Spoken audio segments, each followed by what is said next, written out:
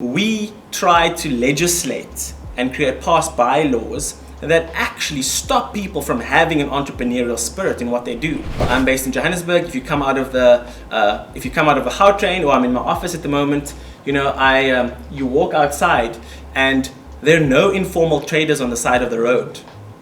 And if you go to a place like, Istanbul, or you go to a place like Nairobi, Kenya, the unemployment rate is closer to 6 or 7%. We try to legislate and pass bylaws that actually stop people from having an entrepreneurial spirit in what they do. Just today, on my way to work, there were about 10 metro police officers stopping an illegal trader on the side of the road trying to sell food to workers. And I stopped and I asked them, what's going on? And they said, oh, this lady doesn't have a permit to sell her fed cook on the side of the road.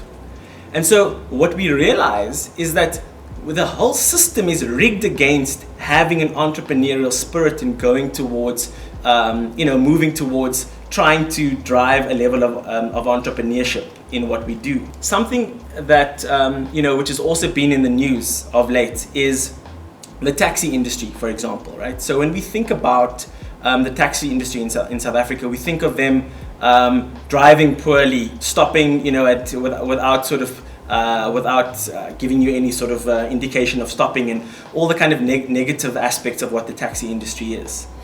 I would say let's take a different view on that for a moment, right? The taxi industry in South Africa is the largest carrier of people in South Africa. And here is the big thing that I want the everyday person to try and understand, is that the taxi industry in South Africa is owned by the big four banks in South Africa.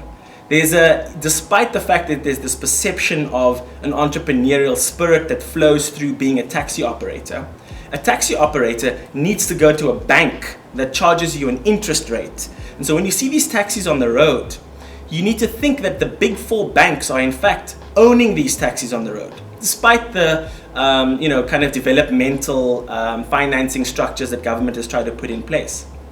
But what role do the big banks play in developing entrepreneurship, and do they have an entrepreneurial spirit in the way that they try to mete out their products and services? And I think, again, we take for granted. We would be happy to sit in a restaurant and have breakfast one morning and say, I would like my eggs like this, and someone brings it to you. And we don't think that someone has traveled, most likely in a taxi, to get to that point to be able to make you that breakfast in that restaurant. And what role do big banks play to make sure that the taxi industry can actually get ahead and make money in that regard?